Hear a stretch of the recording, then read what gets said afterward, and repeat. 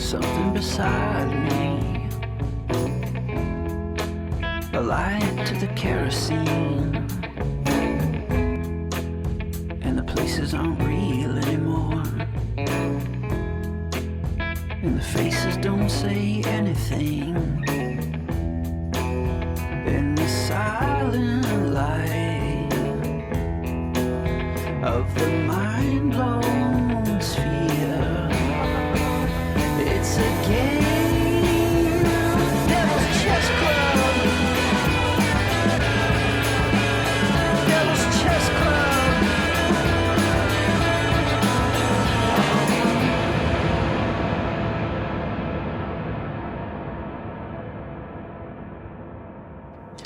Welcome to Devil's Chess Club. I'm Aaron Good. In this episode, Bryce, Greene, and I will be discussing a number of current events and some very suppressed and recent deep political events. We're going to be talking about the Zionists' Gaza genocide ceasefire farce, the sad Democratic National Convention, RFK Jr.'s imminent withdrawal from the race, the Ukrainians' ill-fated invasion of Russia, the surge in internet censorship, and the studiously ignored information that links Russiagate to Israel and possibly to Seth Rich. Next week, I plan to finish the review of Gary Vogler's important new book, Israel, Winner of the 2003 Iraq Oil War. This is very important, and I want to finish it as soon as possible, but I felt that so much has been happening that we need an episode to review all the late Imperial madness we're living through. So here we are. Devil's Chess Club is part of the American Exception podcast. If you want to see this episode in its entirety, and if you want to have access to, in my biased opinion, the best podcast collection of deep political and historical analysis, please subscribe to the American Exception podcast on Patreon. The URL is patreon.com/American Exception. A link is in the show notes.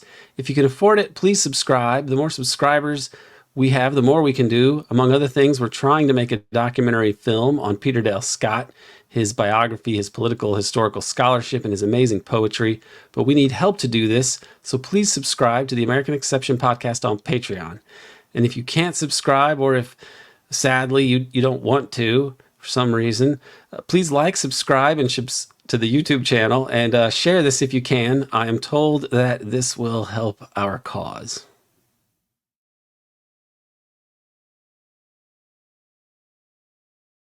Bryce Greene, great to be back with you, discussing things here at the end of the empire, the end of the world, or whatever is going on right now. Great to see you again. Yeah, good to see you. Wish the world was better, but I guess a lot has happened since we last recorded anything about current events. So we got a lot to take on here. Yeah, and we're going to, make the world a better place one podcast at a time. And this is a sort of in-between episode because we hadn't done anything on current events for a while. And I wanted to do an episode in between the two-part review I'm doing of the Gary Vogler book on the Iraq War and the Israeli role in it. So this is, we've got to really make up for lost time here. And of course, the carnage in Gaza continues, and we're going to talk about that. We're going to talk about a number of things: the Ukraine, RFK Jr.'s impending Trump endorsement. This is going to come out on Friday. We're recording on Thursday, but probably by the time this is released, RFK will have bent the knee to Don Trump. So bizarre what's been happening. We're also going to talk about some internet censorship issues and I want to revisit the possible Seth Rich connection to Russiagate and the Israeli role in it at any rate that hasn't been fully explored. So that'll be in the second half. That'll probably be for the subscribers only, but we're going to talk about all those things today. So here we go. The first order of business, as you know, there's all this discussion of ceasefire talks regarding the Gaza genocide.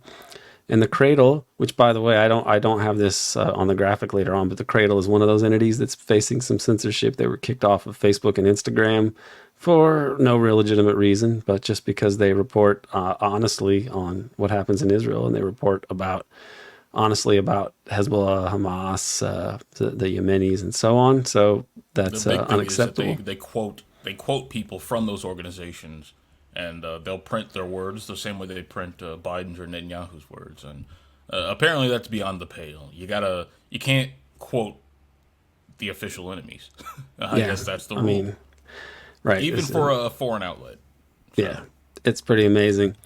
Now, the issue with in this story is, of course, the ceasefire.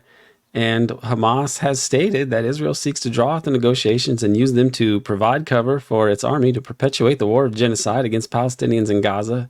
And the one passage I want to read, because I think it pretty much sums up the situation, the U.S. proposal additionally states that, quote, a permanent ceasefire will be discussed in the second phase within a specific limit, and if Hamas does not agree to the Israeli demands, the army will return to the war and carry out its military operations, according to the source.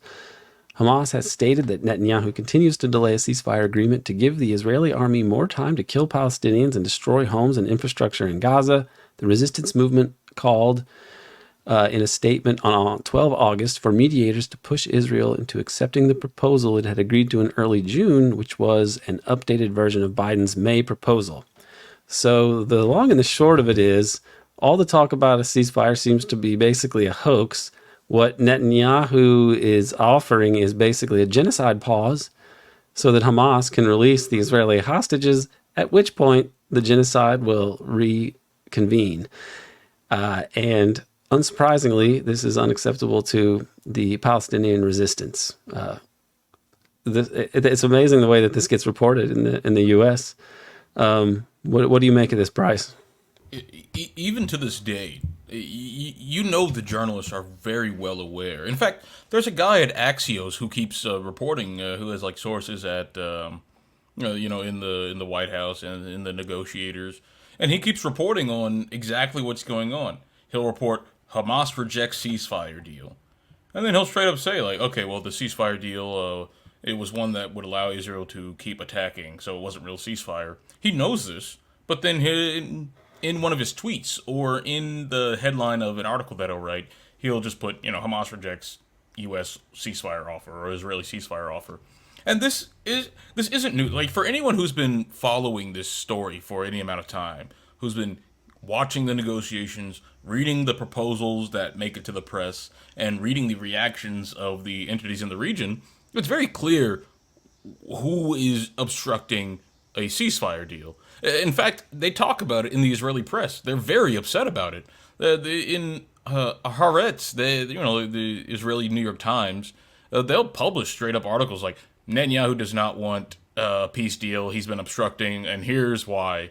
One of the good ones is it describes how Netanyahu systematically has prolonged the war by disrupting and diverting hostage talks. Every so often, they'll always adding new conditions, no matter what. Exactly, he's always adding new conditions. Most recently, the condition was that Israel would have to be in control of the Philadelphia corridor, which is like the border of Gaza and Egypt. That would obviously be upend decades of Israeli-Egyptian security arrangements. It would also fully entrench the Palestinians under Israeli control. But what's interesting is that Egypt, they were adamantly opposed to this, but even they started to agree with it just to get a ceasefire deal. And the Israeli military is now at odds with Netanyahu about this.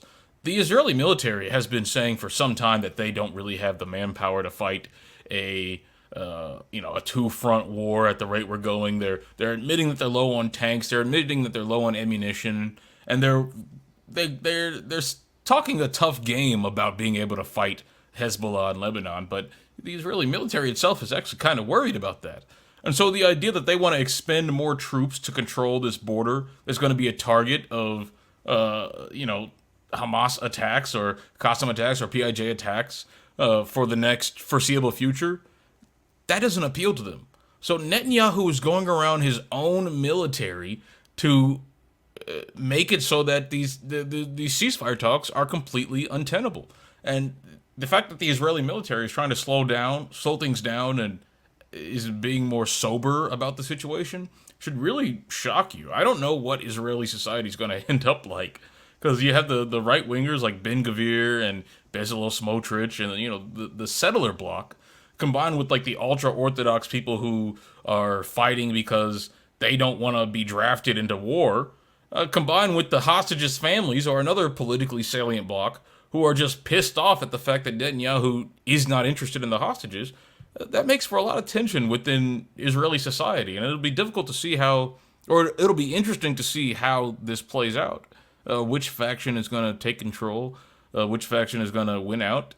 I mean, one of the main sticking points that people say that Netanyahu is thinking about in his political calculations as to why he wants to extend the war is that if the war ends, then the right wing in this coalition has the ability to kick him out.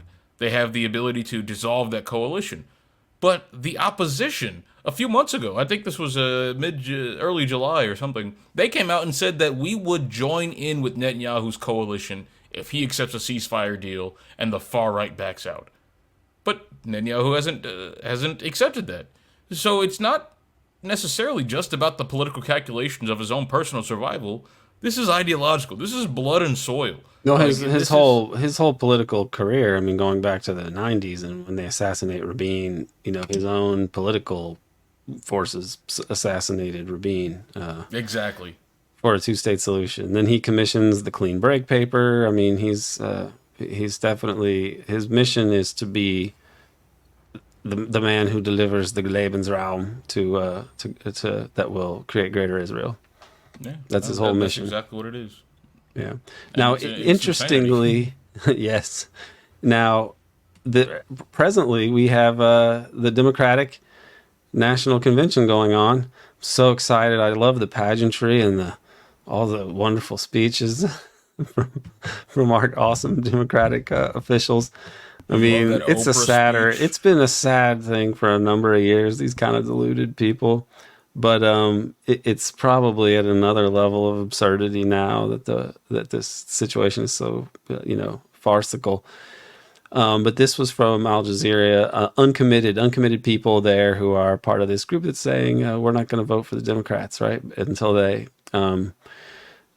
Kamala Harris would back a ceasefire and have U.S. laws be applied that would end weapon transfers to Israel, which are all illegal, by the way, because Israel has nuclear weapons. All of these things are illegal. Like, it doesn't matter though. I only say that as like a footnote. It's not that the law. This is not a country ruled by law or any sort of legality. It's a essentially top-down system. But they're saying like, hey, why don't you apply the law here? And this seems to be an issue that the Democrats can't really walk away from. I don't think that the rank and file voters are in favor of the Gaza genocide, because who does it really benefit other than hardline Zionists? But here they are. What have you made of the Kamala Harris campaign and this issue, and how they've tried to have people out there saying, oh, we need to have some compassion for the Palestinians, but they won't let a Palestinian speak on the stage. How do you think that the Democrats can possibly play this in any sort of way? Or what do you think their strategy is? Well, I mean, their strategy has been ever since Kamala, was coronated in the Biden dropout. Their strategy has been to paint her as a more compassionate person, more responsive to the needs and the suffering of Palestinian people, which may be true on a personal level. Who knows what she actually thinks? But in practice, that's not the case. She is the vice president, and she has said nothing about an arms embargo. In fact, her campaign has explicitly rejected an arms embargo. As vice president, she could, threaten to resign if Biden doesn't do an arms embargo and torpedo the entire establishment. Like, you use your power, but she doesn't have any interest in doing that. But what the Democrats have done is they've co-opted this term ceasefire, this phrase ceasefire, and they turned it into something that it is not, which is a pause. Ceasefire. Yeah, they turned it into something that's not a ceasefire, and they turned it into a pause that the war could keep starting. I mean, if you recall, there was an incident where she was speaking at some bridge. It might have been Edmund Pettus Bridge like the one that Martin Luther King famously crossed. And she was talking about how we need to call for an immediate ceasefire. And then the audience goes, and then she said, for 6 weeks. But, the headlines reported it as Kamala Harris calls for immediate ceasefire. And then there were all those reports when she got coronated about how she has a more compassionate and empathetic point of view towards the Palestinians. And even now, they've busted out AOC to say that Kamala Harris has been tirelessly working for a ceasefire, which is a complete lie. Yeah. And AOC, I don't know if she's like a dumb person or if she's just that cynical. I used to be on the like, oh yeah, great, we have progressives in there. I think she's an establishment plant of some kind. I have to think. I mean, she's she like might be a different version, like a more low grade version of Obama, I think. Yeah, she very well might be. But I mean, you had this moment where there were, the squad moment in 2018. You saw these progressives get into Congress. You saw the issues that they talked about. It was very interesting. The DSA nerds were so excited. Yeah. The DSA nerds, they were, ecstatic. They were like, "Oh my gosh, we're in the halls of power." But need a seat at the table.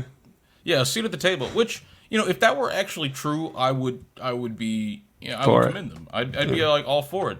And I think to the extent that Rashida Tlaib and Ilhan Omar have remained somewhat, tethered to their roots.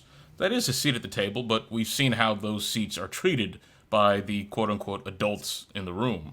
But there was that moment, but now it's becoming untenable. It's becoming untenable to believe that AOC is someone who is going to stand up when it matters.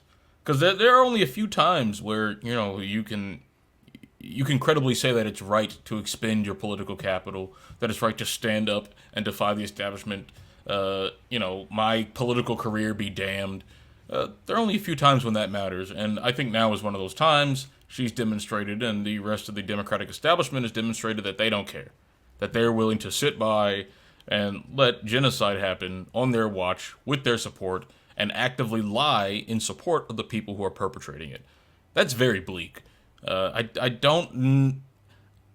not sure where, even the left is practically non-existent, but the progressive liberals in America, which, say what you will about them, represent a healthier strain of American politics to the extent that it is independent of the oligarchy. But it's difficult to see where this goes from here. Because if we have a situation where AOC gets Obama'd, gets, kisses the ring and gets dragged up through these different positions. There are faux obstacles put in her way that can be easily knocked down.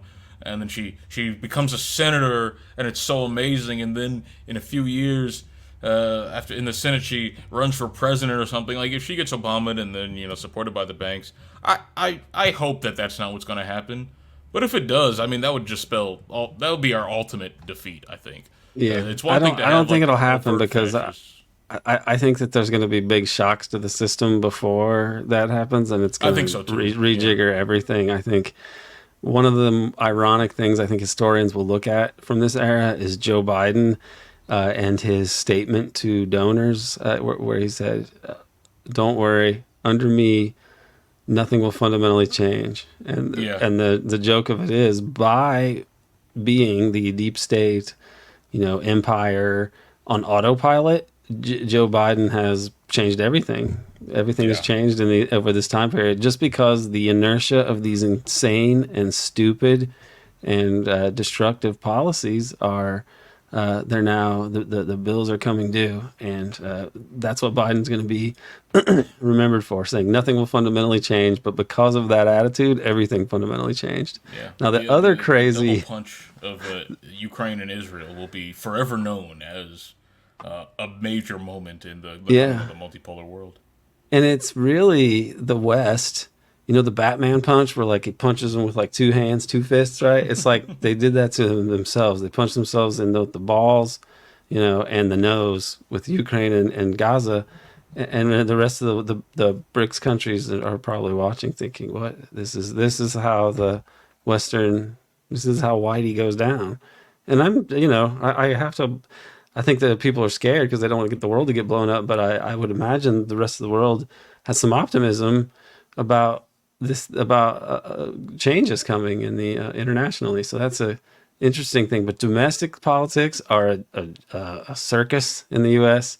And over here, in one of the three rings of the three ring circus, we have Robert F. Kennedy, and he is expected to bend the knee to Don on Friday, tomorrow, when this is coming out, as I said earlier. And short on cash and losing traction with voters, he intends to make a speech about his political future on Friday. Maybe he will get a cabinet position, but this is interesting. It does seem, you look at the money that Trump got for his first run from the Adelsons and such, and then how he, was a hardline Zionist in the sense that he ended the Iran deal, and he also moved the embassy to Jerusalem. And you look at how RFK has been taking these absurd pro-Israel positions that, when it was pretty obvious that this was killing him, this was killing his chances, and it didn't matter. It didn't matter that it was impolitic in terms of like rallying, support from the voters, and immoral. He stuck with it. So I think the only thing you can surmise is that he was owned, that his campaign was, ultimately an Israel lobby production. I think that that's a pretty sound, assessment. And the fact that he would endorse Trump seems to me to indicate even more in that direction, because Trump also is backed by, the Adelsons are, reportedly, the Adelson's widow is going to give $100 million to Trump. And the Forward wrote that it's rumored or expected that the quid pro quo, such as it is that Trump will sanctify, as president, the annexation of the West Bank. And I find that plausible. So Bobby's, decision to go over to Trump and his Israel positions, those don't seem to be coincidental either.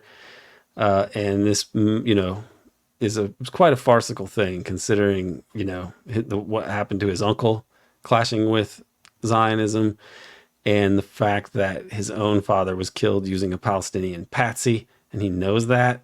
And yet here he is. There will be a lot of speculation of, was it the fear of assassination? Is it sexual blackmail? What is the reason for this? And I don't think we'll ever get to know totally. But if he is given a cabinet position and they do declassify some of the JFK stuff, I think it will be very interesting. I also think it will omit the Israeli account and the Angleton angles. So I think that is a very, thinking about the JFK assassination and the Israeli angle to that is fascinating. And this is really getting bizarre. What do you have any comments on RFK's, decision here?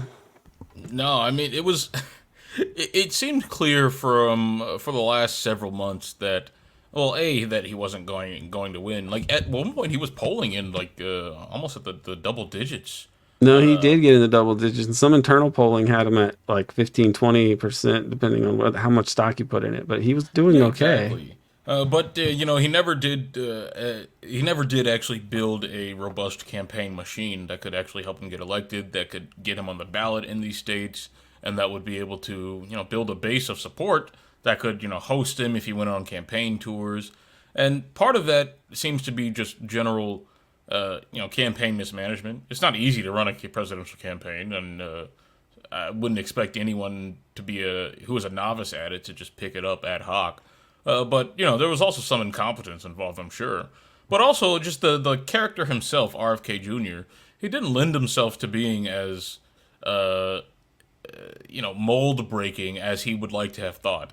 There was like you said, there was a moment where he had the chance to distinguish himself from these two parties, when there was a massive groundswell support for ceasefire, and RFK Jr. could have been the one semi-viable presidential candidate to speak about it, and he chose to beclown himself by calling Palestinians the most pampered people in the world. That was horrific. Yeah, like, that's just, I don't even think that Joe Biden has said anything so horrible, like, publicly. He's done horrible things, but, like, you put a veil of nicety over it. But RFK Jr. was unrepentant Zionist. Again, who knows if he actually believes it? Who knows if he was controlled? Who knows how long he was controlled? It's a moot point because the other stuff just kept adding up. Like his weird, he had I think it was one of a babysitter or something, or a Oh yeah, housekeeper. he like groped a babysitter. Yeah, he was groping babysitters, and then his response to it was like, "Yeah, I did that. I'm not a church boy." And then they asked him like, "Oh, there are I other don't know that he allegations." just said. I don't know if he said I did it, but he didn't deny it, and his answer was, "I'm not a church boy," if I remember correctly. yeah, but yeah, either way, that's Yeah, essentially. he didn't deny it and said, "Yeah." Yeah. And then they asked him like, "Would there be more allegations coming?" And he was like, "Well, we'll see." Like what the? Yeah.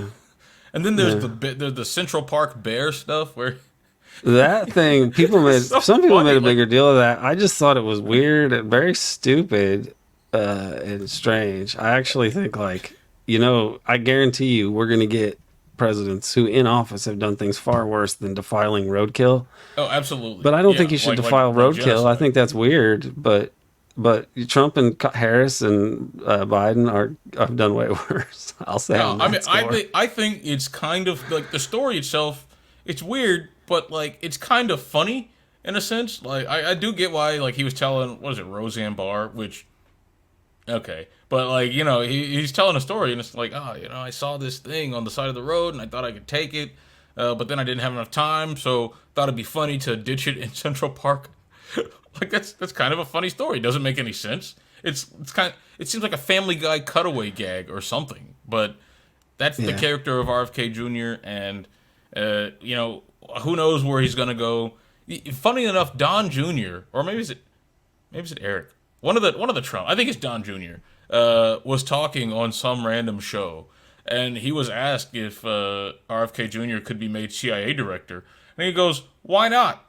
There's all sorts of cabinet positions that he could get. A director of energy, director of health and human stuff, or whatever. So I do think that there's a place in the Trump administration for him. Yeah, Don't know what good he's going to do. He'll be one of many Israeli assets in the Trump government. Yeah, so like I don't anticipate anything positive coming from his stint in the White House or in the cabinet if that happens. I think this will just be a footnote about. I don't know. I don't even know what the lesson is here. Just like watch your weirdos. Like when weirdos come by. I was initially interested. I know you worked for him, but I was initially interested in the campaign because he was talking about interesting stuff that no one talks about. Like, Yeah. we live in a national security nightmare. No, yeah, he says many things semi-totalitarian. that no one else will say in either party. It's really, Yeah. I mean, he's kind But of then- on foreign policy. He's way to the left of like those people at the Nation and so on. Like on except for when it comes to Israel, and that's where he just creates a magical world, and it's like it doesn't make any Well, I sense. don't know His if he's criticism way of the to the left. neocons, he is like if you look at what he says about the neocons and about Russia and Ukraine and other aspects of the wars that we're in, he is more categorically opposed to them than like people that write at the Nation. The Nation's been Well- terrible on stuff like Ukraine, The any Nation's sort of been- humanitarian war they always get behind. Like they're terrible. The institutional left is terrible. And his I don't peace know. speech was very good. I have a more positive view of the institutional left and their coverage of these wars. I mean, the Nation was publishing people like Anatol Lieven and those Quincy Institute guys who had a very coherent critique of On Ukraine or on Gaza? both Ukraine and Gaza. I mean, I recall them. I recall them being like people who denied the CIA hand in Maidan, and that they, in general, Well, there were some people who did. They that, were in but general I don't like, think- like they didn't see this as a U.S. Well, they saw it as a Russian invasion, and that somehow the U.S. should maybe have a ceasefire. But I recall them I as think being maybe pretty there bad. might have been a few writers, but overall the Nation has been pretty good. Like and of course like Jacobin has been pretty good on that. And they're kind of the Yeah, same. they're not same very good. company. They're also very wishy. Like they'll put some bad articles out too. They don't. They won't. Yeah. They. No it's no all one's perfect, but overall It's not that they're all perfect. None of them get it. All of them like to talk trash about the enemies of the empire. That's what I. That's where I think the left, any leftist who's out there talking really going on about the evils of somebody targeted by the U.S. empire, I think is basically bought and paid for, whether they know it or not. They're either Yeah, bought and but paid I for and they think know what they're doing, or they just have the job that they have because they will lie about U.S. foreign policy and they won't come out and fully say it. That basically the heart of all of our problems is imperialism and the white man's quest to white power nations quest to rule the world, which they've had, for centuries now, and now the U.S. has taken it over. And I don't mean like white people, like regular white people. I mean like the oligarchy of the U.S. and Britain and Europe, and like that they're the bad guys. And I don't have any patience. I don't even want to hear people talk about the internal politics of this or that country that the U.S. is targeting anymore. And I hate how the leftists always feel like they have to score points with someone to be like, well, I condemn this and that. And it's like, you can't even influence your own country. Why are you bothering to echo the talking points of the empire? And they always do it. And that's how they get their paycheck. I agree, but I just don't think that represents the majority of what Jacobin publishes or like the Nation. The Nation. I think the only good guy at Jacobin is Bronco, and I feel like Bronco is very much constrained and has to like figure out how to get stuff past the censors, basically.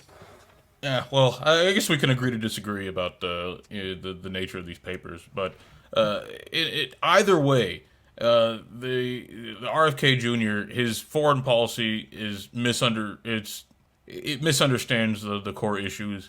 I think it's a bit incoherent, to be perfectly honest, and I don't think that he understands most of the domestic issues that he talks about. And so I think that on economics, no, he's terrible too. He just doesn't. He seems like you get in a room with some guy and he can convince him of anything. So, well, the fundamental issue is he has to be pro-capitalist, which means he has to like put all this crap out there about entrepreneurial spirit and this and that. Oh, yeah. And then he feels that he has to be pro-Israel, and so he just altogether is going to it's going to be weird. But I would have, if he were really pro-peace, I could live with being pro-capitalist, because you're not going to not have an anti-capitalist become president of the United States. You got to realize ending the empire is the way that has to happen. And he offered to said that he wanted to do it peacefully, and then nothing he did really jived with that, and so it adds an element of slapstick. And now he's gone. But speaking of slapstick, I mean, really horrible slapstick, but Ukraine decided that they should follow in the footsteps of Napoleon and Adolf Hitler and invade Russia. And have they taken Moscow yet? I don't know. I haven't been following it in the last few days. What do you make of the incursion into Russia proper?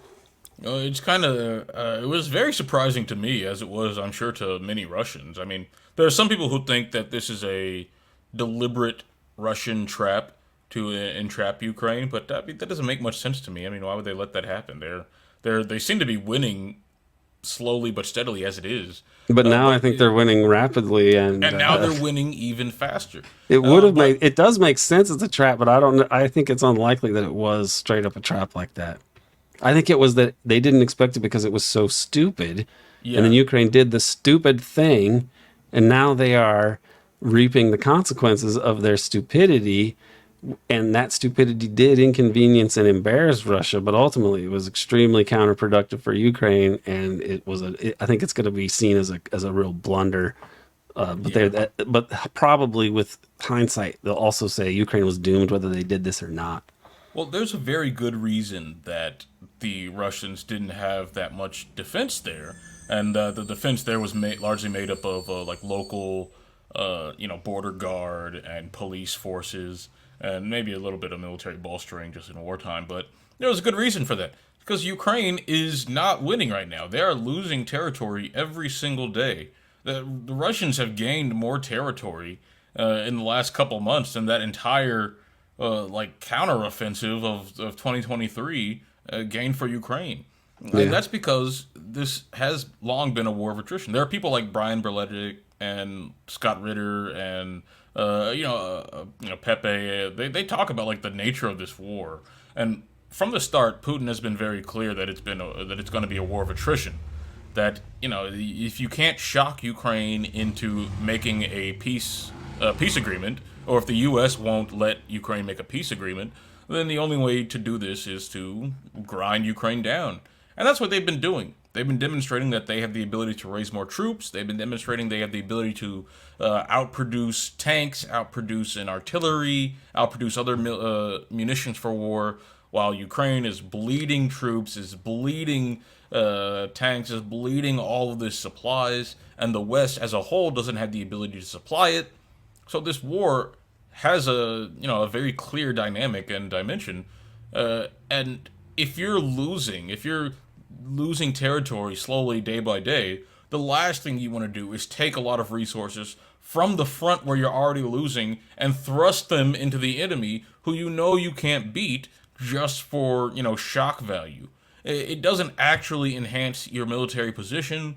It might give you a few headlines in the short term, which I do think that was a. I think they may have been thinking if we do this, they'll send us more money, and then the leadership in Kiev will be able to steal and embezzle more money, which I think for them that's what it's meant. That's how the U.S. has kept this war going. You find corrupt, bribable people like Zelensky and the people around him, and they're getting very rich off this war and selling their countrymen out. It's one of the more ghastly chapters I've seen in U.S. foreign policy, although it's hard to even know where to rank them if you're steeped in it. It's kind of worse than like the classic comprador class, where you just have like a capitalist class that's just willing to exploit their population. This is kind of worse than that. It's like not only are they willing to exploit their population, they're willing to send them into a meat grinder and conscript people off the streets and just send them onto the front lines after having an hour and a half of basic training. And they get fucking blown up. It may be national suicide. It may actually be the end of Ukraine, as a thing. They may just end up being like some of this territory, the part of the eastern sort of Nazified or the western Nazified people in the northwest will maybe be absorbed by Poland or something like that, and then those other Russian-speaking places will be Russian, and I think that there may be no Ukraine. And a lot of people make the argument that Ukraine was basically a mistake by Lenin and Khrushchev anyway, and that it really shouldn't even be a nation state. I actually find those plausible. I mean, if they hadn't, those guys did made some very bungling decisions there. But at any rate, it's beyond. But look, there's some reporting now. I'm going to show you what some of these headlines that have come out recently. So, Moon of Alabama, which we'll also talk about later for the Russiagate aspect related to Israel. But Moon of Alabama is writing about this, and they're saying that Russia, even the U.S. media is acknowledging that this is not looking great. So the New York Times writes the headline: Russia seeks to turn humbling incursion into military gains. After being heralded as a brilliant military stroke, the Kursk debacle could end up becoming just a total trap for the Ukraine army, and it will favor expansion of the war to new areas, will favor the side with bigger resources, and that would be Russia. So obviously, and then the Financial Times says Kursk incursion heaps pressure on Ukraine's east, meaning that the forces diverted in order to launch this invasion are going to weaken the front where there's actual heavy fighting going on. So very stupid. And they also, Newsweek says, has Zelensky walked into Putin's trap? Which is, whether it was a trap or not, it was functionally a trap because I think it was really stupid. Even a guy, a Western flack at the King's Business School in London says that there's a risk that precious personnel and resources may be lost and that Putin may use this as a pretext for further escalation. Use this as a pretext, as if it's for as if being invaded and having them try to take territory is some sort of flimsy excuse. And then the other one from the Washington Post, this is the last one. Russia closes in on eastern city despite Ukraine's successes elsewhere. So, they say the Kursk incursion has not altered Russian attack. If anything, the pressure has increased in recent days. So it's a total failure. And I don't imagine that they will be able to, I don't think they're going to recover from this. I think it's just going to accelerate the inevitable, which is them grinding them to bits. But I don't think, I want to move on and not really go too much into the carnage there because it's pretty straightforward. The other thing I want to talk about before we get into the more complicated segment on Israel and Russiagate is the internet censorship has ramped up.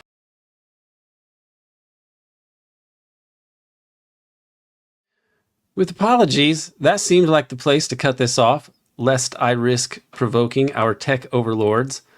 Thanks to Dana Chavarria for producing this episode, and thank you for tuning in. You can watch the rest of this episode by subscribing to the American Exception podcast on Patreon. There you will find the best coverage and analysis of the deep politics of the U.S. empire. The URL is patreon.com/American Exception. It's also in the show notes. If you can afford it, please subscribe. Additionally, please like this video, subscribe, and share if you can. Supposedly, this can help us in our modest efforts to survive on the devil's chessboard that is the alternative media universe.